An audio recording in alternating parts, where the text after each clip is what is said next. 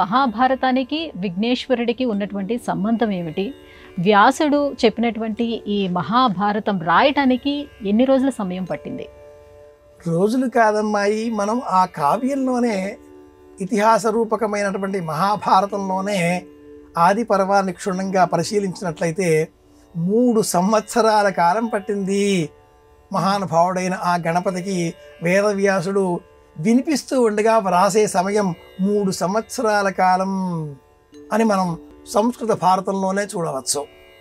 అయితే వ్యాసుడు ఈ 60 లక్షల పైగా ఉండేటటువంటి మహాభారతాన్ని మానవేతిహాసంగా, భూలోకానికి సంబంధించినదిగా 1,00,000 శ్లోకాలుగా కుదించి నిర్మాణపూర్వకంగా వ్రాద్దాం అనే సంకల్పం చేసినప్పుడు 1,00,000 శ్లోకాల పైన ఉండే భారతాన్ని వ్రాసేటటువంటి వ్రాయసగాడెవరు అనే ప్రశ్న వేసుకున్నాడు.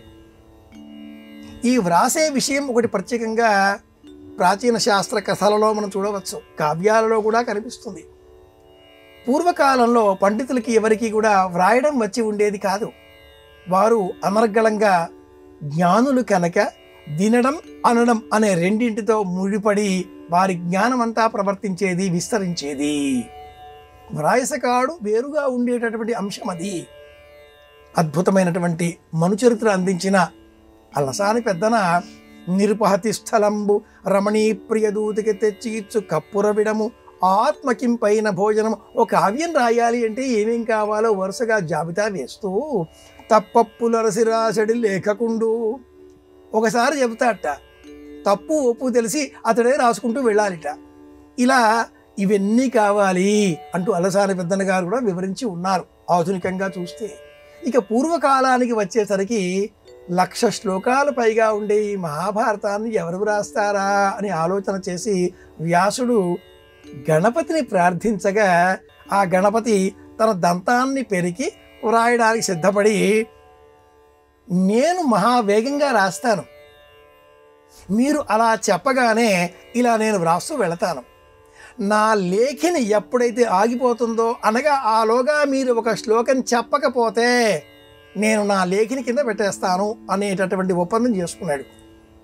దానితో వ్యాసుడు మహాభారతాన్ని నిర్మించే క్రమంలో ఆలోచన ఒక్కొక్కసారి కొనసాగాలి కనుక క్లిష్టమైనటువంటి శ్లోకాన్ని చెబుతూ అర్థం చేసుకుని వ్రాయాలి అంటూ తను కూడా ఒక నియమం పెట్టిన కారణం చేత గణపతికి 1 సెకను స్వల్పకాలం విరామం, అందులో వ్యాసుల వారు మరి ఒక 10,000 శ్లోకాలు బుద్ధిలో నిర్మించుకునేవారు.